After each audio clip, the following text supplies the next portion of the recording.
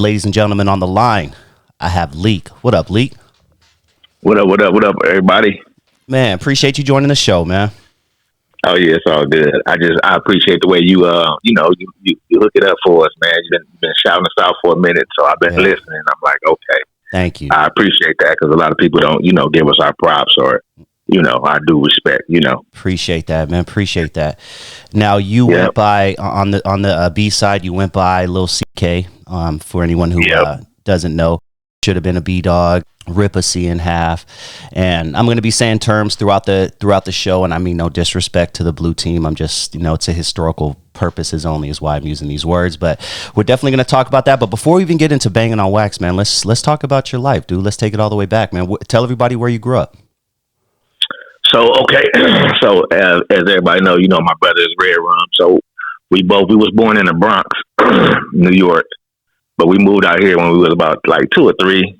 Well, I was about 2 or 3, and he was he like 2.5 years older than me, so he was like 5 or 6, something like that.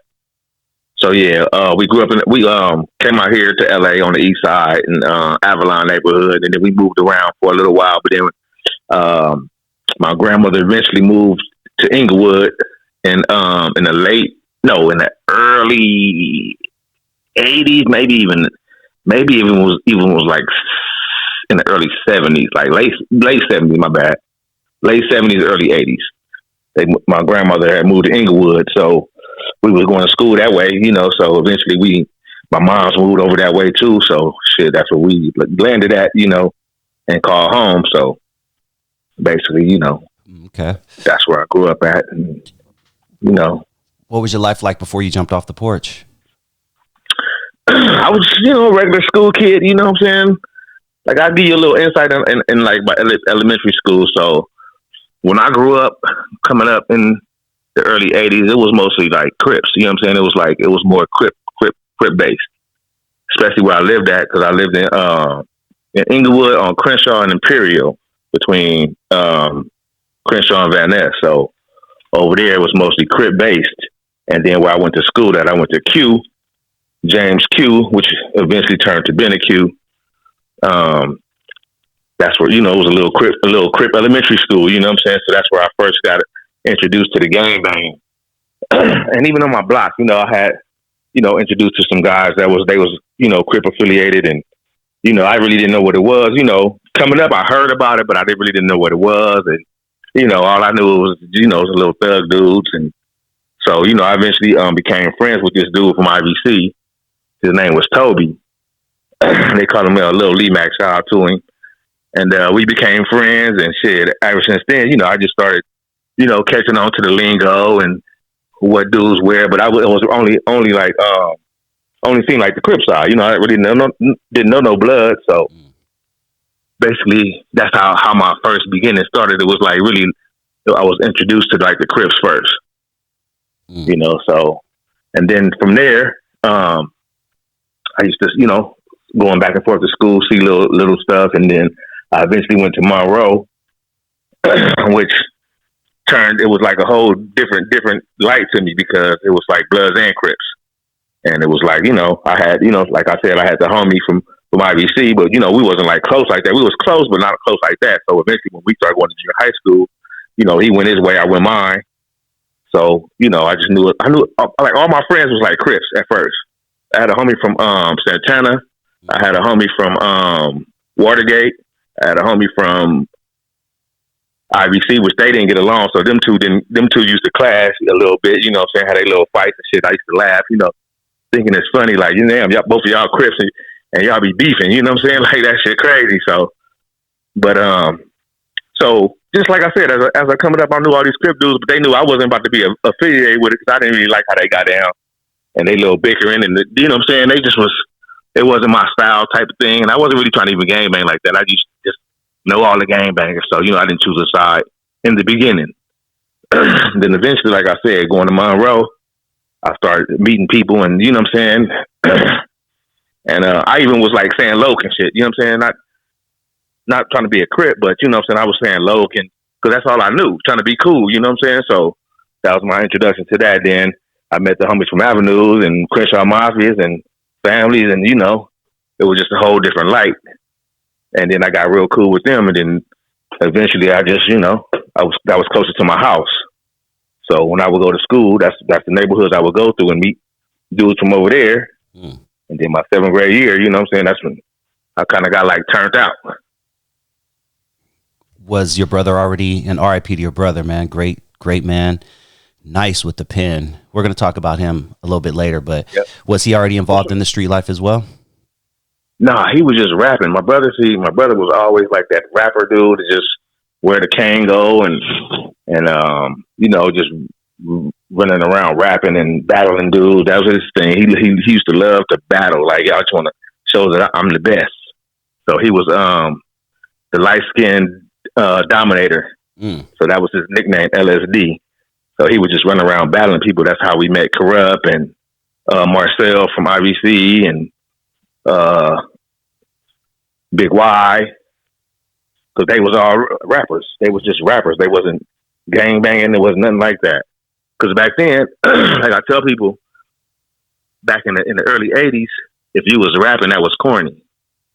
So gang banging and rapping didn't mix back then. You had little stuff like Ice-T, you know what I'm saying? But that was like real early on, so people didn't even know that he was a gang member.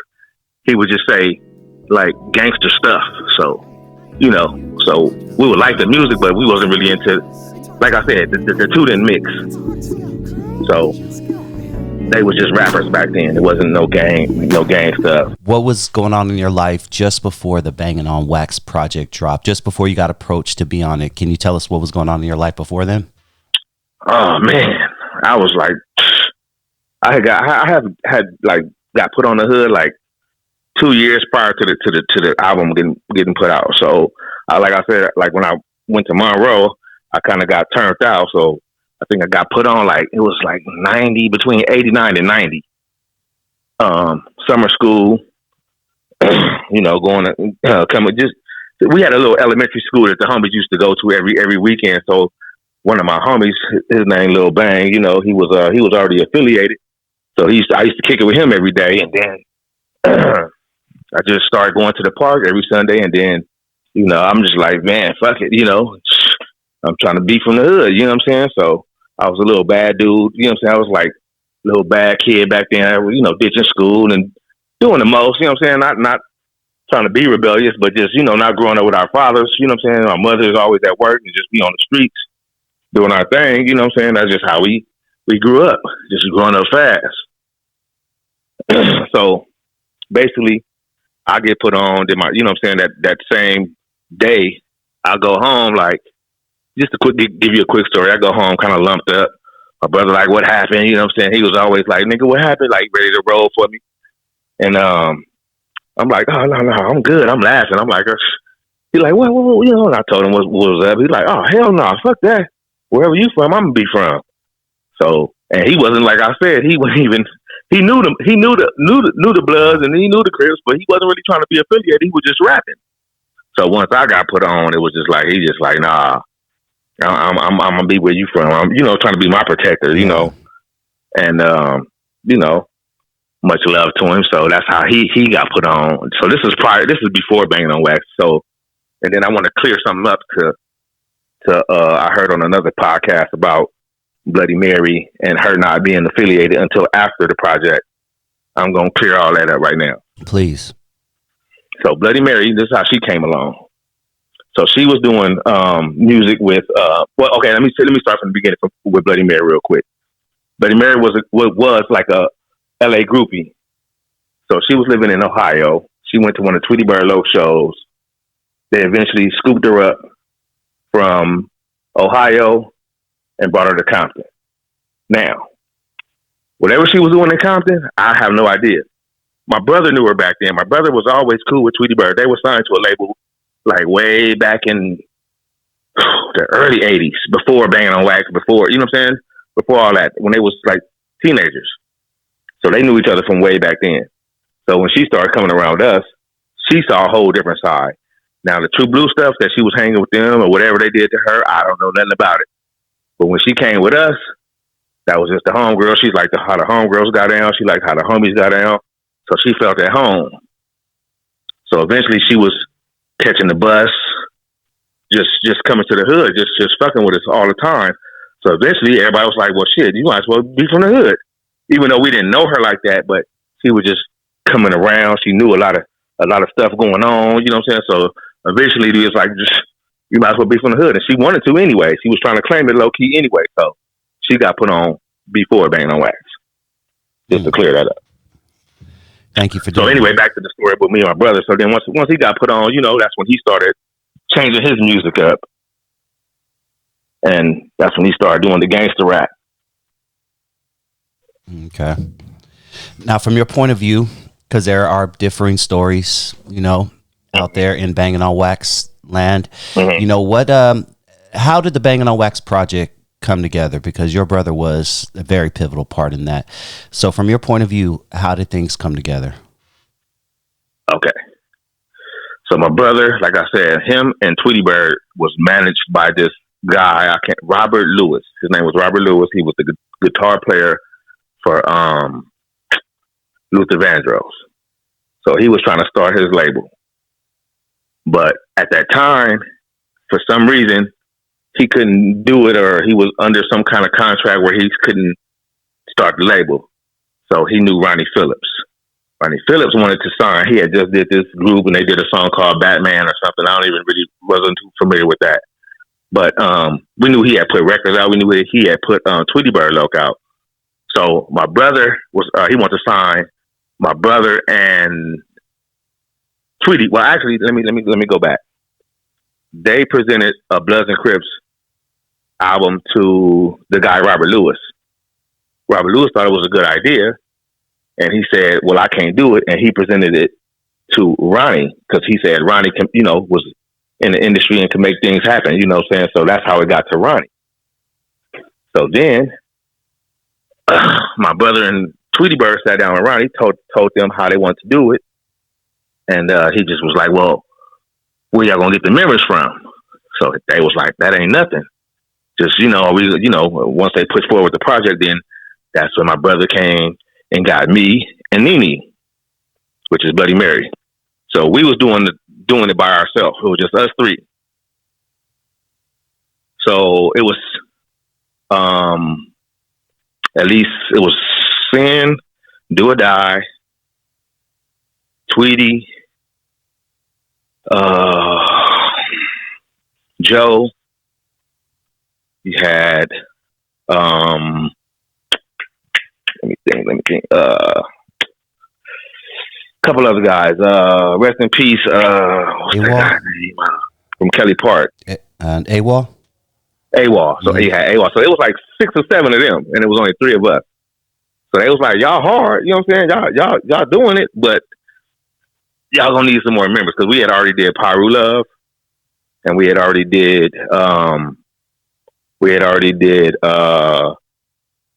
Ripper in Half. No. Sorry, we didn't do that one yet. We did EK Ride. We had just did them 2 songs by ourselves.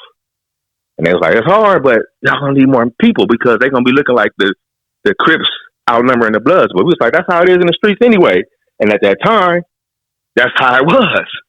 Anywhere you go, you're gonna be outnumbered. So you know what I'm saying? It was like that's how it was. But they was like, "Nah, we want to kind of even it out." So that's when my brother went and got Big Y. Because we used to rap battle them back in high school. So he was like, "Big Y hard, I'm going to go get Big Y." So Big Y was a down move from Crash Art Mafia, so we went and got Big Y. So Big Y eventually brung his cousin, which is Dog, Sugar Booger. So Sugar Booger was just there, you know what I'm saying, just chilling, just sitting there watching, you know what I'm saying, just like, damn, y'all doing y'all thing, sitting along. And so we was doing songs, and then Bolo had just got out of jail, which is a little stretch. He had just got out of jail, so him and Big Y was already a rap group. So when he got out, Big Y like, "Man, can we pull Bolo in?" So we like, "Cool, we ain't tripping." So then that's when Bolo came in. So then we like, "All right, that's it. So it was like 4 of us. No, 5 including Bloody Mary. And then, we my brother was like, "Well, Dog, jump on this song." Matter of fact, I think Dog actually jumped on the song, but he couldn't really write or whatever. So my brother wrote him that verse, And that's how he ended up getting on the song. That's why he was only on one song. Because, you know what I'm saying, he really wasn't part of it, but he ended up being a part of it, just being a relative of Big Y. Tell us about the first day when everyone came together, you know, when the recording process started. Talk to us about that time. Yeah, it was like, okay, so like a lot of us was like, man, this is crazy. We about to do some a song. You know, we didn't really believe it. Like, we like, man, this, you know, we knew Tweety and them, they was cool. And like all the dudes playing the instruments was from Kelly Park. Well, let me not put that out there. They was Kelly Park affiliated, Compton affiliates on the Crip side. So we met them already. So we was all cool, laughing and joking. But they like, we're gonna bring the homies. And, you know, they cool, like whatever. But Tweety already had a group called UWC. Yeah. So that's where the Crip side came from. That group called UWC. Yeah. So that's where they came from. And then they brought two of their little homies. So that's how the Crip side got formed. So eventually, like, you know, you had AWOL, which was straight. He was like me, young, just with it. You know what I'm saying? Just crazy. You know what I'm saying? I wasn't as wild as him because he was a little wild. But dude was like real wild and shit. You know what I'm saying? Him and his other partner, damn, I can't think of the little dude name. But he was on the first Bang on Wax too on their side. He was only like on one song though. Crip Inch. Oh, that's right. Yeah. So they was like around my age. So they, you know what I'm saying? So we was like the youngest dudes there. So when we first got there, you know what I'm saying? It was like a lot of mad dogging and niggas wasn't really feeling it at first. Like, man, we don't know these dudes because, you know, it was still tension on the streets and the truce had just fell apart, which Compton was they was with the truce. They you know, Compton was a part of the whole truce. Inglewood wasn't. But we like certain members, we would go out and go, you know, party with the truce guys or whatever. You know, we would go hang out with them or whatever, but we wasn't really with it. You know what I'm saying? So the album, it was like I said, it was like tension because, you know, Inglewood wasn't really with it, but we was like, they ain't our across the way enemies. They from way across town. So it was like, whatever. And then, you know, niggas exchange words, introduce each other to, you know, one another. And, you know, eventually, you know, we sat down and talked, and then, you know, they just basically told us, like, you know, it ain't gonna be no fight, no, whatever y'all do, y'all gonna take that away from here. And so dudes was like, you know, we ain't tripping. Like, you know, then niggas broke the ice telling jokes, and eventually, you know, everybody became real cool. It wasn't even no tension. Like, after, like, the first week, all that tension just was out the door. But, you know, you'll have dudes bringing they homies, or like us, maybe bringing a homie, like, we'll try to tell a homie, like, man, be cool, you know. But then he'll see these niggas blued up and blue rags hanging, and he like, he might say a little something smart, and then we have to calm it down or whatever, you know. Because, you know, at that time, it was like real gangbang sessions, you know what I'm saying? It was real, you know what I'm saying? It was like a lot of tension. Yeah. 80s and 90s we think LA is bad now, but, you know, around that time, we had upwards of 2,000. Yeah, we had upwards of 2,000 homicides a year. It was just really crazy in LA. It was really, really crazy, man. You were most notably on PlRU Love. We talked about that. Let's break some of these songs down. Yeah. Now, there were two versions of PlRU Love, right? Mm-hmm. Can you talk about that? How that happened? Okay, so like I said, at first, PlRU Love was just my brother and Nene. So my brother came up with the thing, like, oh, let's do Computer Love and switch it to PlRU Love. So that was he came up with that. So once he did that, we had I can't think of my boy's name. Folk Clips. There we go. Folk Clips. It's been a long time. Oh yeah, he did the hook. Clips, right? You know, he was. He did the hook, right? Yeah, rest in peace, Folk Clips. Yeah, so and he was a Crip. We didn't have no singers, so we like, man, we need to get somebody to sing it. So we just told him to play around with it and hum it, and he was doing such a good job. We're like, bro, you want to do it? And he was like, man, niggas gonna be mad, but I don't give a fuck. Well, it's like, fuck it, nigga, do it. And shit, he did it, and it became what it became to this day, you know. And so that's how that came apart. So then, so on the first one, it was my brother and Nene. They did the original. That was their song. So then they want to do a video version because they want to do something to compete with Steady Dipping. So they got me, Little Stretch, and Big Y. So we did it first. We did that version, but it was too long. They was like, it's too long. You know, we just gonna cut it down to 4 people. So that's when they cut Big Y off because he was the last one all the way at the end. So they just cut the end off. They really, I don't even think they even told us until the actual song was like ready to go. Then they was like, well, this is what it is, and Big Y was cut off. So I don't think he was mad or nothing. He just was like, it is what it is, you know. Okay, I always wonder how that happened. He was on the Bangin' on Wax. That's right. I think he opened it up. No, Domino opened that up, and then Domino opened up. That's right. He came like almost at the end. Yeah, that's right.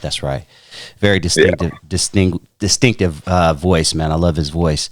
But all right, so who wrote Bloody Mary's verse? Because that is that's probably the best fucking verse in. I don't know why you would ask that. Bloody Mary wrote Bloody Mary. So she did, verse. And I apologize to Bloody Mary. R.I.P. to her, man. I apologize. I assume that your brother penned that or something like that. No, she wrote that, huh? No. Everybody wrote their own verse, except like I said, Sugar Booger. He had help with his in the beginning. Well, on the first 2 albums. Because my brother wrote his stuff for Bangin' on Wax Part 2 as well. And then he just started eventually penning his own game, you know what I'm saying? Putting pen to his own game and doing his own thing. But, and I as well, you know what I'm saying? I was getting a little help from my brother writing certain things because I really wasn't a rapper. But I was just around when him and Corrupt was a group. I used to be just around them just all the time, just a little nigga walking around with them and they just rapping. So eventually, you know what I'm saying, I liked it, but I wasn't really trying to do it. But eventually it was a little bug, you know what I'm saying? So I caught the bug and he was like, come on, I'll help you.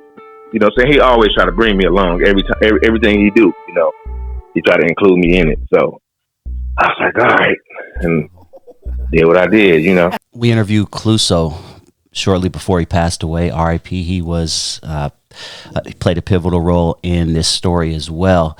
But he mentioned that he told a story that I had up until that point I had never heard before. Since then, I have heard it in various conversations and podcasts and things like that. But Kiki from the Rolling 30s allegedly had an issue, came up to Kelly Park looking for the Bloods who were talking about him disrespectfully, and we all know that you have a verse on. I believe it should have been a B-Dog, right? And the little EK ride at the end. Okay. I go at them. There was this gangbanger named Big Kiki, and Big Kiki was Kiki Loco's big homie. He was from Harlem 30s.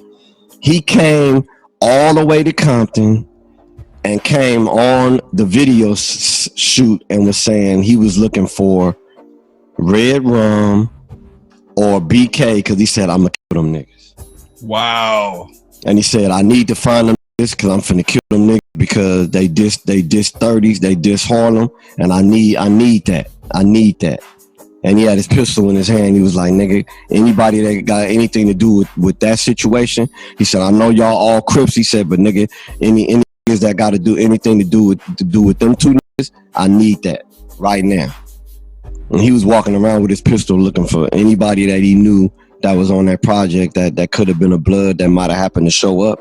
Luckily, no Bloods was there, so he didn't have to kill anybody. But I mean, he was like, we own that. We need him. Yeah, you were going at them pretty heavy. And anyone who doesn't know NOTS, they were doing it on the streets also. Man, so much True Blue and so is that story true, that to the best of your knowledge that someone came and looked that he said it's a true story, but he said it wrong. They didn't come to Steady Dip. Why would they come to Steady Dip? Yeah, that's what I thought. We wasn't. Yeah. You know what I'm saying? Why would we be at that? You know what I'm saying? Even though they threw me in a little video, but that was a clip from the first Bangin' on Wax. But so this is the story. We was doing PlRU Love. No, we was doing, what was it? Was it PlRU Love? No, it couldn't have been PlRU Love. It had to be, it was the Bangin' on Wax song when we did that video. So I guess, you know what I'm saying? Yeah, because by the time we started doing the videos, the album was already circulating in the streets. So when we did the first video, we just invited Bloods and Crips from all over LA. You know what I'm saying? We put the word out like, no set tripping. It's going to be police. It's going to be security. Like, whatever, you know what I'm saying? Whatever y'all do, y'all, it can't be no set tripping. So for some reason, I don't know, we didn't have social media, nothing back then, but the word had got out. And then people, you know what I'm saying? Everybody liked that album. So they was like, shit, I want to be a part of it. So everybody came to the video shoot hella deep.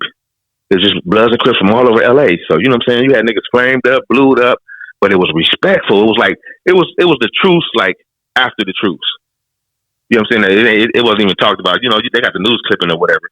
But if you see the news clipping, you see we was doing a skit where we coming together straight dissing each other, like nigga on some real shit, just coming to, we meeting in the middle, everybody banging on each other, bang your set, bang your hood, this, whatever. You know what I'm saying? And we it's like, you know what I'm saying, the scene in Colors, you know what I'm saying, where the Bloods and Crips come in. But that was like a real, like, everybody was it was real gang members, and niggas was like, fuck it, we'll do it. And you know what I'm saying? So niggas did that part. As soon as they say cut, niggas just laughing and shit like it wasn't nothing. So, yeah, so. Okay. So, all right, this album drops, you know, PlRU Love is huge. I remember seeing it on the you know what? I'm sorry. I was telling you about how Kiki came. Oh, shit. My bad. Dog, thank you. Yeah, we thank ran you, right over that. Yeah, so, my bad. So anyway, like I said, we was doing the video, so security came and got me, and then my brother like, what's going on? They're like, oh, this dude want to holler at Lil CK. So I'm like, who is it? Like, they're like Kiki Loco. I was like, oh, okay. You know what I'm saying? I'm young. You know what I'm saying? I don't give a fuck. You know what I'm saying? I don't care what come out my mouth. I'm just wilding. So I go over there and see what he talking about. He like, you know what I'm saying? Like, you diss my hood, woo, woo, you diss me, woo. So I'm like, man, your homies was dissing all Bloods all across LA. What you talking about? You know what I'm saying? I was like, I don't know, because it was Big Kiki. So when he said who he was, I'm like, you know what I'm saying? You was dissing. I'm like, you was dissing niggas all across LA, woo, woo, woo. But it was like bodyguard. It was like not bodyguard, but it was like security, all kind of standing between us. But I'm just like, you know, talking to him man to man, like, your homies was dissing, woo woo. He like, well, that ain't me. So you said Kiki Loco. You didn't say little Kiki Loco. So I'm like, I don't know who y'all are. You know what I'm saying? So I'm just coming at the person that was coming at everybody else. You know what I'm saying? Coming at us. So he's like, all right, respect. But he like, I'm Big Kiki. You know what I'm saying? You know, so you got a problem with me? You let me know. Woo woo woo. So you know, I'm like, man, look, it is what it is. You know. Whatever, you know, we shook hands or whatever. He's like, I'm like, you know, I ain't tripping on it's your little homie. You know what I'm saying? He spoke up. He dissing, you know what I'm saying? It's gonna be a response. It's gonna be a response one day. You know what I'm saying? It just happened that we just happened to get this deal at this time, and they was like, they really told us to go after the Crips on the record. That's what they told us, but we was sliding shit in. Like, we want to go after niggas that was coming at everybody, which was True Blue. So that's kind of like how we start getting on the Crips. And then my brother, he went at Snoop because Snoop on one of them box talks or whatever, they had asked him like, hey, what that LBC stand for on your shirt? And he was like, Long Beach Crip. So my brother like, well, we all was like, damn. And then, you know, so my brother, we just trying to go at all the Crip rappers in the gang. Even though we was cool with it, like, we knew Battle Cat, Corrupt. We knew, you know, a lot of Crips, but you know, they knew where we was coming from. You know what I'm saying? We were just trying to represent our side and let the world know. You know what I'm saying? It's another side to this. Now, this thing was obviously huge. You know, this tape alone, I've talked to people and they said it's responsible for starting gangs in their city. You know, along with things like Colors and, you know, dope and all that. But Bangin' on Wax was had played a big role in spreading the knowledge of the Crips and Bloods throughout the world, not just the states. But you guys were on Maury Povich. I mean, every news station was talking about this. Can you talk about the time specifically? You know, just right after it dropped, and you're like, "Damn, this is a hit." Well, I was still going to high school, so I was like at a continuation school called Hillcrest in Inglewood. So at that time, they didn't even tell us when it was going to drop. They didn't, they just was like, okay. So this was a thing too. Like the album wasn't supposed to be so commercial as it was. So when we first did it, they told us, look, we're going to do a Bloods and Crips album. Don't use y'all real names. Y'all use some like fake names. And, we're just going to put a cover with a blue rag and a red rag. And we're just going to throw the album out there. That's what they told us in the beginning. So we're like, all right. So that's how we came up with these little nicknames.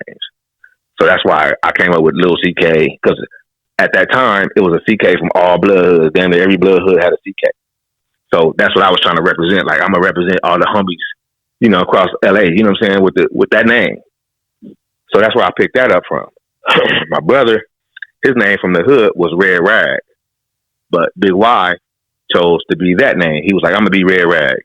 So my brother's like, okay, I'm going to come up with something. So then he came up with the murder backwards with the 187 backwards. So he's like, I'm going to be Red Rum 781, which, you know what I'm saying, that name just stuck with him. Bolo, he was Lil Stretch from Bounty Hunter. So, you know what I'm saying, like he came in at the ass end, so he didn't know you were supposed to use fake names. So he came in with his name, Lil Stretch. So they didn't know that was his name.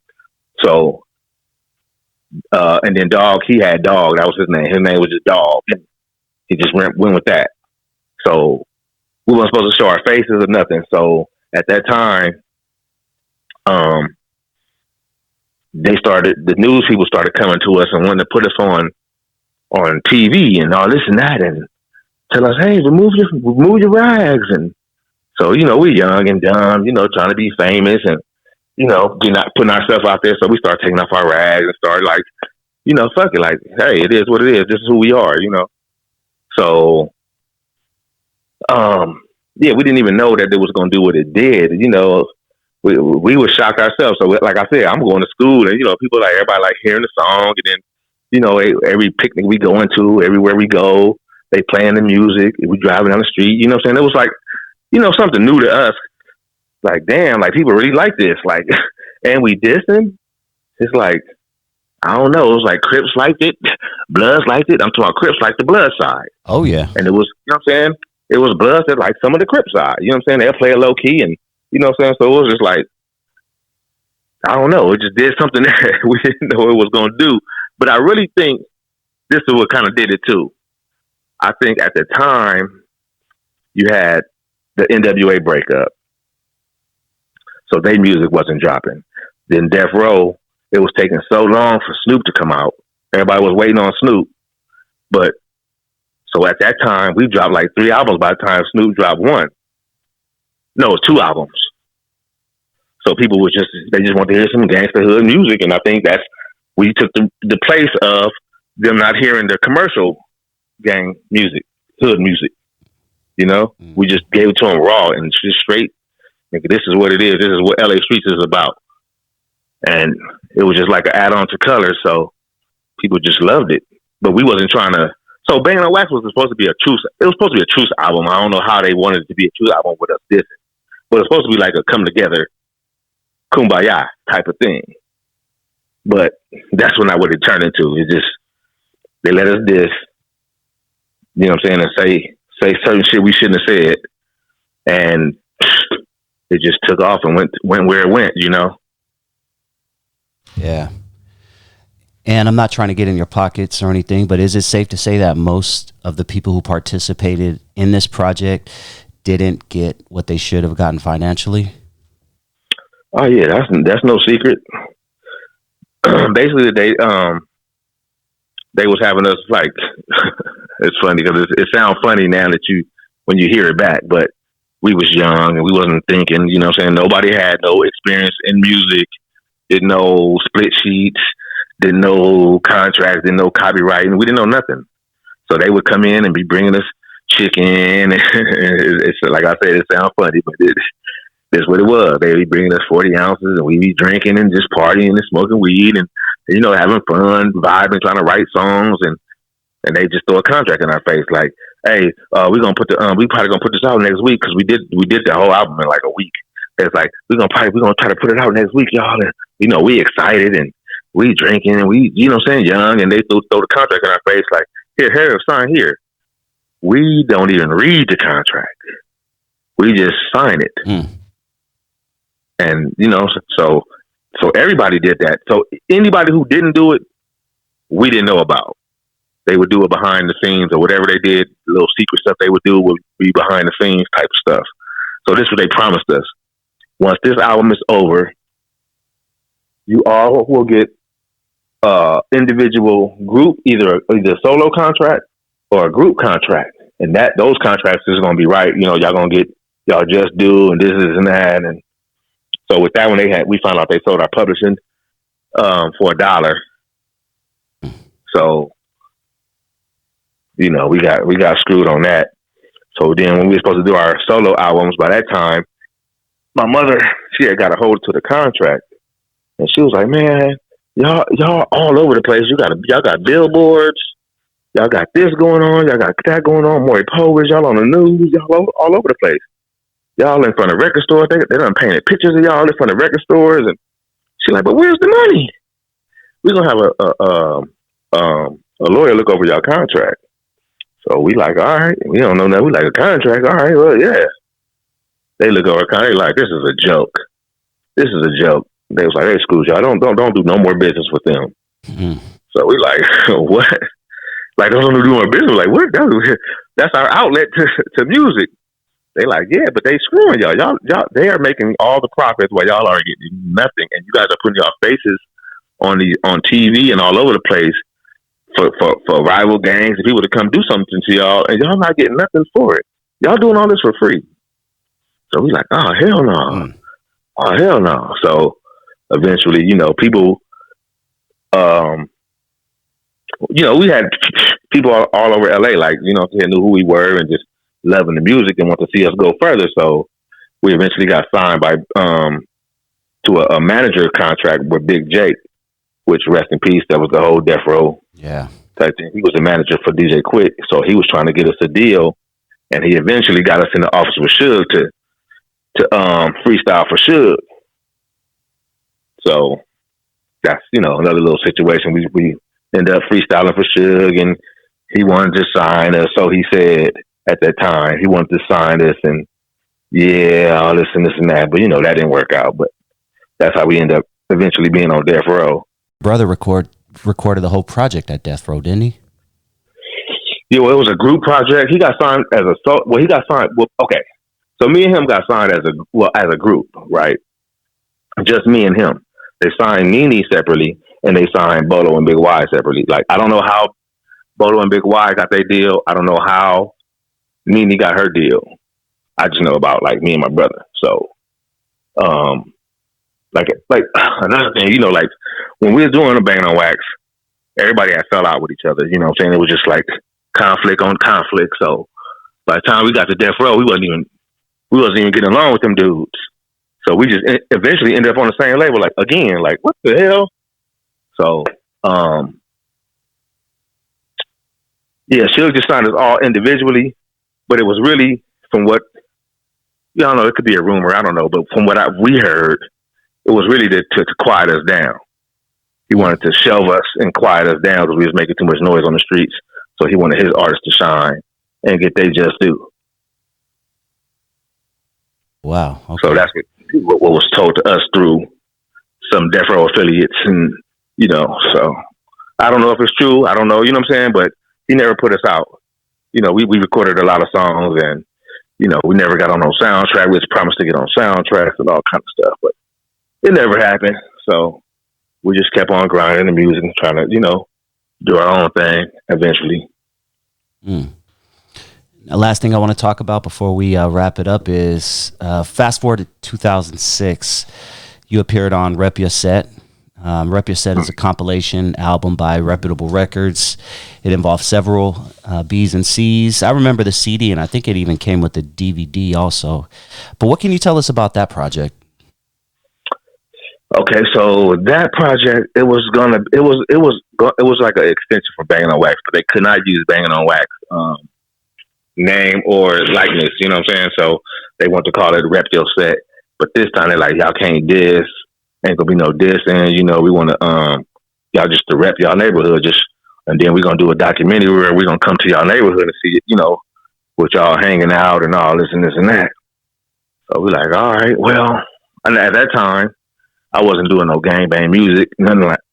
After Bangin' on Wax, I really kind of stopped doing like gang banging shit, like because I was, eventually, I heard everybody was like, "Oh, we used to do drive-bys to y'all music," and the homies started the hood out here. We used to hear all that type of stuff. Then I would go to jail, and niggas be telling me all their stories about the type of things they used to do to our music, and I was like, damn.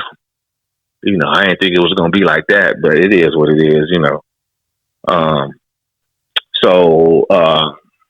like, what was your question again? The rep you said just that whole time, so they just wanted to do another project and see if we can get that momentum back. But somebody leaked the project, and we had like real producers on there, Nephew and what was the name of the cast? A few other casts, but yeah, we had some real production on that album, and somebody leaked it, and at that time you can that's when people was copying CDs and making a bunch of CDs, so people the streets it flooded the streets, on bootleg copies, so it went where it went. Yeah. Before we wrap it up, what are some common misconceptions or falsehoods that you hear a lot when it comes to Bangin' on Wax? And you don't have to call anyone out or anything, but what are a few things about Bangin' on Wax that you hear that just don't quite add up that you would like to square away, People saying that it was fake gang members and shit. It's like everybody that was a part of Bangin' on Wax 1 that I was a part of, everybody was from their hoods. Gang banging put on, in the streets. So that's one misconception I be hearing about, like, oh, everybody wasn't real. Everybody was real. Now, as far as like certain individuals saying how they killed this and killed that, now people say that all the time on record. So you can't go by that, but But what else? People be saying everybody dead, and they say I'm dead. They say, before my brother was dead, they said he was dead. Curse thing, right? There's a curse. Yeah. Right. And then the curse thing. Everybody's talking about the curse. Well, really on Bangin' on Wax 1, nobody died except my brother, and Nene, and they didn't die from no gang stuff. And even with AWOL, he didn't die from no gang stuff. It was some police stuff. So really, nobody from Bangin' on Wax 1 died from any type of gang activity. Even Tweety Bird, he passed from health complications, but nobody passed from no gang violence. Except, Faux Clips. He died from some gang violence, but that was something. It had nothing to do with Bangin' on Wax. Now, when Bangin' on Wax 2 came around, now that was something different because like I told you before, Bangin' on Wax was supposed to be just us doing one album, and then we were supposed to do just a regular type of album, like just a hip hop album after that, individual groups. And then part 2, we supposed to bring the homies, the next group, the next blood rappers up, and let them get their shine in, and they was going to do the same thing with them. But it never happened like that, so that's why you had groups like they did eventually sign. They signed Big Y and Bolo and Lil Stretch with their group, The Relatives, which they had us on there. They featured us on the song. But other than that, they didn't sign nobody else. They signed Nene. I think they signed Nene and did an album on her. But at that time, the momentum was kind of gone. And who else they signed? And Green Eyes got signed, but Green Eyes got signed by the owner of the Leon Haywood, who did the that song Freaky whatever, the song that they took you know what I'm talking about. Yeah. So he ended up signing Green Eyes. And so that's all basically who got signed. It wasn't really no deals came out of that. It wasn't then like I said, Bangin' on Wax 2, that's when people started getting killed. But I don't think it was because of Bangin' on Wax. They was out there really, like I said, they was out there really gang banging. It was a lot of street shit going on. It was like the gang banging was at its height at that time. You know what I'm saying? It was just people was just getting caught up in some messed up circumstances. We were still out there gang banging and just being careful and just, by the grace of God, we made it through it. And, you know, just people was getting caught, you know. There wasn't no dudes that just say they from where they from and then be in the house. Niggas that say they where they from on TV and still be outside. You know what I'm saying? So, you know, bad stuff is bound to happen, you know, when you out in them streets. So that's, you know, that's basically what happened to them. It was no curse. I don't think it was a curse. You know? Yeah. There's a lot of conspiracies around that album, especially the, I've heard this one more than once, but the Bangin' on Wax album cover, the floor you guys are standing on is checkered, Illuminati type stuff. I'm like, people will pick them. I don't even believe it, but you know, and I looked at that when they said that. But like I said, who died from gang violence on that album? Nobody. So it just happened. The man had a checkered floor. Like that whole album cover was. They didn't know what they was. They didn't know. They couldn't figure out what they was gonna do for an album cover. So this is what they told us to do. They said spray paint a line in the wall. Spray paint a line in the wall. And this is inside the studio. We painted a line down the wall. They said y'all hit up what y'all want to on y'all side. They hit up what they want to on our side. None of my brother and them, Bolo, Stress, they couldn't hit up. So they gave me the can. I hit up everything. Boom, boom, boom. Struck up. They struck up their side. Boom, boom, boom. So they was like, okay, y'all stand on y'all side. They stand on their side. And they told us to burn the flag. Like, no. I think somebody came up with that. Like, we should burn the flag or whatever. We like, hell no. We like, man, like, no. They, yeah, that's a good idea. Whoa. So we like, man, we was hot, but we was like, man, whatever. You know, so they did theirs and we burnt theirs. They burnt ours. And it was like, you know what I'm saying? It was stupid. You know what I'm saying? But it is what it is. So that's how that whole little album cover came about. It wasn't like they was like, oh, you should do it in front of the checkerboards and then it was a floor and it was a wall. They said right on the wall, take a picture in the front of it. And that's how that came about. So yeah. Anything else you hear, let me know. I'll discredit all that crap. Man, I appreciate your candidness. I appreciate your story, and I definitely appreciate you coming on the show, man. It's been a pleasure talking with you. And any last words? Anyone you want to give a shout out to, man? The floor is yours. Yeah, shout out to the whole Inglewood, you know what I'm saying? Especially the avenues, you know. Shout out to my guys, you know, across the land. And you know, just want to say, you know, y'all be looking for some music coming from me soon. I'm eventually gonna do some unreleased REDRUM stuff, but you know, I got people who, you know, have his projects but they ain't coming through doing what they say they're gonna do. So, you know, eventually I'll get it, or somehow I'll have to figure out a way to get it. But you know, I'll be coming with some more music for y'all, and you know, oh, that's gonna just be dope. Stay tuned. And you know, I'm producing now, so I got tracks. You know what I'm saying? Y'all just get at me on. Yeah. So drop your Instagram, man. Drop anything, dog. Yeah. So basically, I'm really in my beginning stages. Well, I've been in it for like almost a year now. I got a lot of tracks.